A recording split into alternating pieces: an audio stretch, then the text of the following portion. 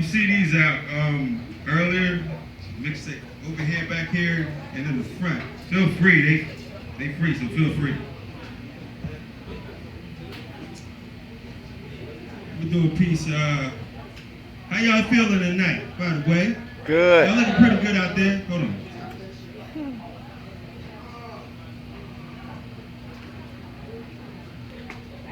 Okay. A little bit more volume on this one. Mic check, mic check, mic check. There we go. Appreciate you. So this is a piece off of my mixtape. It's called Word Searching. Ride with me. I have a strong dislike for people who use words that harbor little to no meaning. It's not that words themselves have no meaning, because a word in itself, it tells you the absolute truth. 100% of the time, even if the word is lie, false, or disingenuous, you know the truth in that word is still there. So with that truth comes some hurt, so the fruit appears bare. So much that we often ask to ourselves if anyone else there still cares. But try to remember that if it reflects life, then our minds drinks it in like it was distilled air. But dare. See, the word is 100% real, but its value depends upon the person that is using it. Its uselessness is a reflection of not the word, but rather the user, and hence the phrase, you know you're only as good as your word. And yet, I've heard a lot of words from a lot of people, myself included, so is it just me, or maybe it's just me. Because see, I got a tendency to analyze shit a little too far at times, but sidebar, for what it's worth, every once in a while I do get that shit right. So, where's the line drawn before you cross over into verbiage? Now that means words that you ain't got to use to prove that you was you.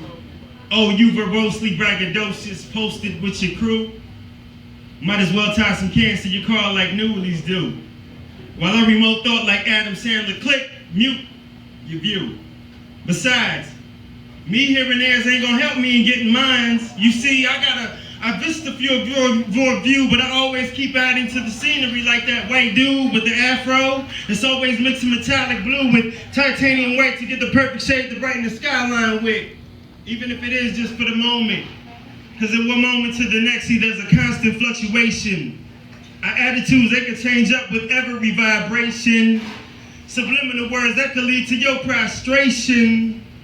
So the advice that they're giving me, I'm not taking. But take this with a grain of salt. You see, we do gotta watch for the idiots, but more importantly is not to get trapped in them idioms.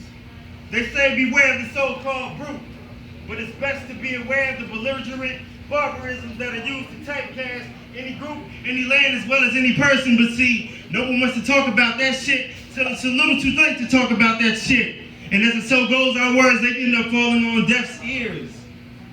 That ain't deaf. Although I do believe the person who coined the phrase, that's deaf, they was on to something quite brilliant. To overstand when there's something true, so true that there ain't no words to describe the shit. And the closest that he or she could get to it is by marking that point in time with a perfect silence.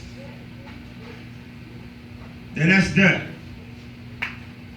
About as deaf as me attempting to use words to show the fallacy of words with little if any avail, especially if I fail to connect the most important dot, which is not the words that I say, but rather the conviction that gives the word its meaning as well as its definition. I've heard a lot of words from a lot of people, myself included, so I say to you, nothing at all.